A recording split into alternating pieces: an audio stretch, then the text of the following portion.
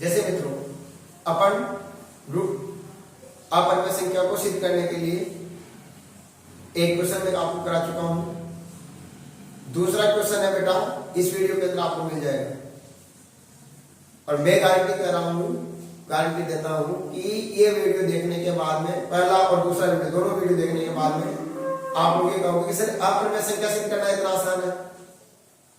तो आज अपन इस वीडियो के अंदर √3 को अपरिमेय संख्या सिद्ध करना सीखेंगे। तो √3 को सीखेंगे बेटा। तो √3 को सीखने के लिए देखो एग्जाम्पल नंबर 2 सिद्ध कीजिए कि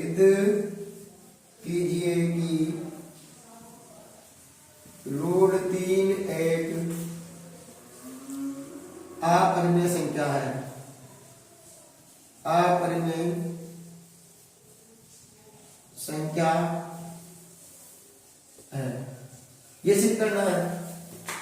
ठीक है मित्रों, चलो तो मान लेते हैं तरीका वही क्या सिद्ध करना है। अपरिमेय संख्या √3 को क्या करना है अपरिमेय, और अपरिमेय सिद्ध करने के लिए क्या करना पड़ेगा परिमेय को गलत ठहराना पड़ेगा।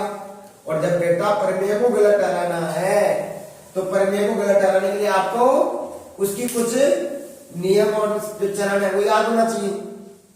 तो पहला चरण क्या था कि परिमेय संख्या को गलत ठहराने के लिए अपन को परिमेय संख्या माननी पड़ेगी इसको, यही है। तो लिखते हैं, क्या लिखेंगे बेटा, माना कि √3 एक परिमेय संख्या है। परिमेय संख्या है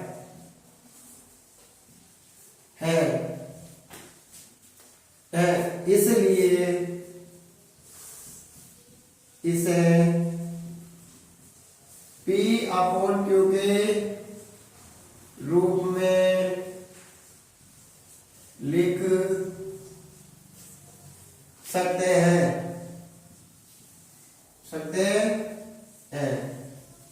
और P और Q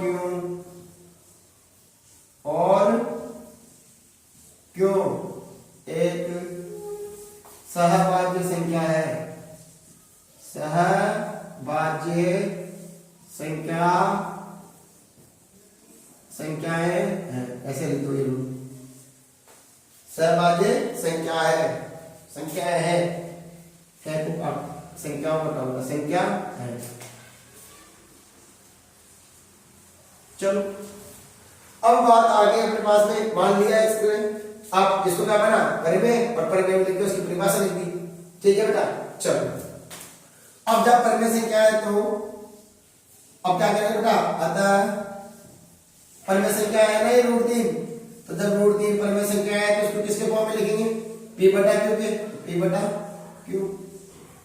आगे बात बताओ, यहां पर क्या आ गई लूला लगना, और लूला लगना गया तो उसको सीधा करेंगे ना, तो क्या करना पड़ेगा इसके बटा में 1 और इसको इससे। तो बताओ क्या करना है, √3 × Q बराबर P/A। आई बात बताओ कितना जाएगा, √3Q बराबर P हो गई।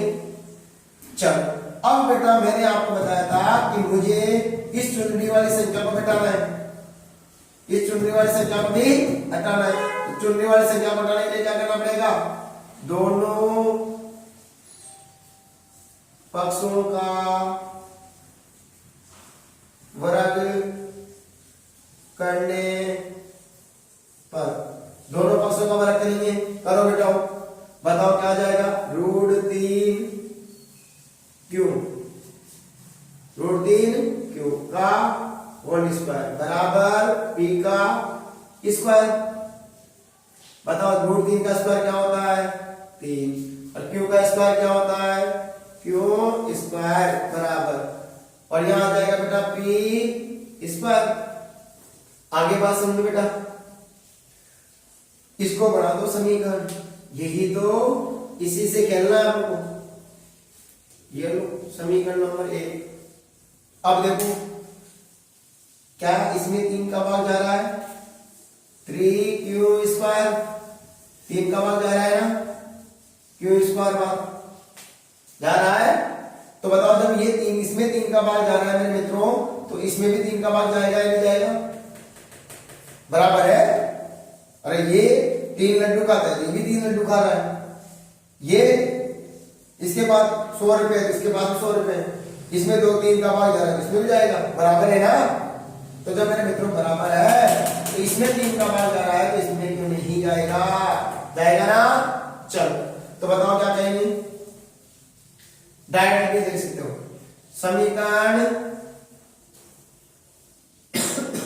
समीकरण 1 से यदि 3q स्क्वायर में 3 का भाग पूरा पूरा जाता है, पूरा पूरा जाता है, तो p स्क्वायर में भी 3 का पूरा पूरा भाग जाएगा, भाग जाएगा। ये लो। और प्रमेय क्या कहता है मेरे मित्रों? प्रमेय क्या कहता है? प्रमेय 1.3 से क्या कहता है प्रमेय? यदि p स्क्वायर 3 से विभाजित है तो p भी 3 से विभाजित होगी, p भी 3 से विभाजित होगी। ये हो गया। अब जब 3 से विभाजित होगी तो मैंने पहले वीडियो में बताया था कि यदि इसमें 3 का भाग जा रहा है तो बताओ उत्तर क्या आएगा? p/3। अगर जिसने पहला वीडियो देखा है ना उसको समझ में आ रहा होगा। बताओ उत्तर क्या आएगा? सर यहां से क्या पता नहीं है, यहां मुझे उत्तर भी पता नहीं है, तो मैंने क्या लिख दिया? एक। अब फिर आ गया तो लूला और लंगड़ी भी ना गई, और जब लूली लंगड़ी भी ना गई तो उसको सीधा करना आता है ना तुम्हें? बताओ कैसे करोगे? इसके बटा में क्या लगा दोगे? 1। तो बताओ इसको इससे गुणा और इससे इसको गुणा, बताओ क्या बना? p इंटू 1 बराबर p इंटू 1 बराबर 3 इंटू 1। तो बताओ p बराबर 3a हो गया मेरे लाडू, हो गया। और इसको मैं एक और बना देता हूं, दूसरी भी ये लो, क्योंकि इसकी जरूरत पड़ेगी। ये लो। अब बताओ इसका मान यहाँ रख दो, तो समीकरण 2 का मान समीकरण 1 में रखने पर समीकरण 2 का मान समीकरण 1 में रखने पर रखो, तो बताओ क्या आएगा? सर समीकरण 2 ये रही और समीकरण 1 ये रही, किसकी जगह रखोगे? p की जगह, बाकी इसको ऐसे लिख दो। बिल्कुल। बताओ क्या आएगा? 3q स्क्वायर बराबर इसकी जगह p की जगह क्या लिखोगे? ये स्क्वायर स्क्वायर लगा दो, 3a स्क्वायर हो गया। चलो बताओ 3 का 3 q का q स्क्वायर का स्क्वायर, 3 का स्क्वायर 9 और a का a और स्क्वायर का स्क्वायर, 3 का स्क्वायर कितना होता है? 9 और a का स्क्वायर ये हो गया। 3 से कट रहा है ना ये, कितनी बार? इधर गुणा है कितना बार? 3 बार कट गया। और जब 3 बार कट गया क्या बचा मेरे मित्रों? क्या बचा? क्या बचा? बोलो। क्यों स्क्वायर बराबर 3a स्क्वायर। आगे बात। अब इस बताओ इसको समीकरण बना दो। ये लो तीसरी तुम्हारे पास में तीसरी समीकरण आ गई। अब बताओ क्या इसमें 3 का भाग जा रहा है, तो बताओ इसमें भाग नहीं जाएगा क्या? हाँ बिल्कुल, दोनों बराबर है ना। अभी जस्ट मैंने आपको बताया था जब इसमें भाग जा रहा है 3 का तो इसमें भी जाएगा, तो बताओ क्या हो जाएगा? अब बेटा देखो मैंने यहाँ कहा था क्यू स्क्वायर बराबर 3a², यानी इसमें 3 का भाग जा रहा है ना, तो इसमें 3 का भाग जाएगा, तो मैं क्या लिखूंगा समीकरण 2 से, समीकरण 3 है, समीकरण 3 से 3 के अनुसार, समीकरण 3 के अनुसार 3a² 3 से विभाजित है, तो क्यों स्क्वायर भी 3 से विभाजित होगी,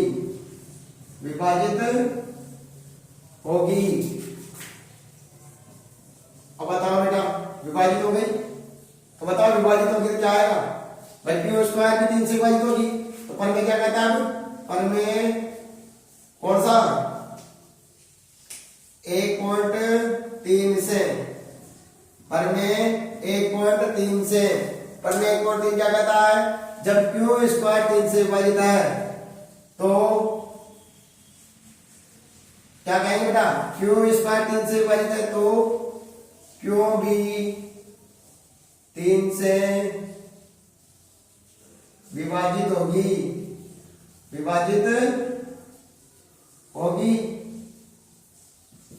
ये हो गया ना बात, क्योंकि पर में 1.3 कहता है, यदि किसी संख्या का वर्ग उस संख्या से विभाजित है तो वह संख्या भी 3 से विभाजित होगी, ये हो गया। अब बताओ क्यों में किसका भाग जा रहा है 3 का, और देखो यहाँ पर पी में भी किसका भाग जा रहा है 3 का, तो पी में भी किसका भाग जा रहा है 3 का, और क्यू में भी किसका भाग जा रहा है 3 का।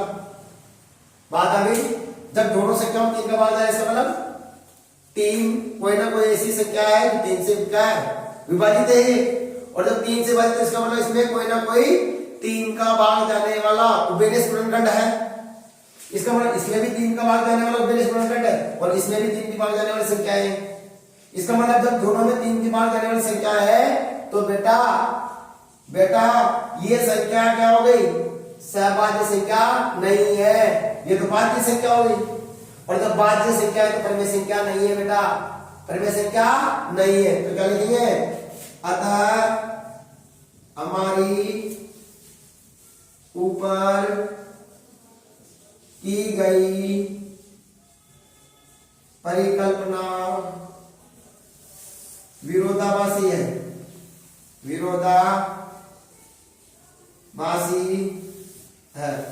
विरोधाभासी है, अतः P और Q एक सहभाज्य संख्या नहीं है, सहभाज्य संख्या नहीं है, और जब बेटा सहभाज्य संख्या नहीं है तो बताओ रूट की भी सहभाज्य संख्या नहीं है, इसलिए रूट 3 भी एक परिमेय संख्या नहीं है, परिमेय संख्या नहीं है, इसलिए रूट 3 एक अपरिमेय संख्या है, अपरिमेय संख्या है। ये हो गया बेटा, आगे बात समझे। अगर दोनों वीडियो आपने देख लिए हो तो बेटा यदि आपको समझ में आ रहा हो तो प्लीज मेरे को कुछ देना चाहते हो इस प्रोग्राम में, तो बेटा एक सब्सक्राइब अपने पड़ोसी को या किसी भी मोबाइल से एक सब्सक्राइब जरूर कर देना, और बेटा लगातार इस चैनल पर बने रहना। Thank you for this video.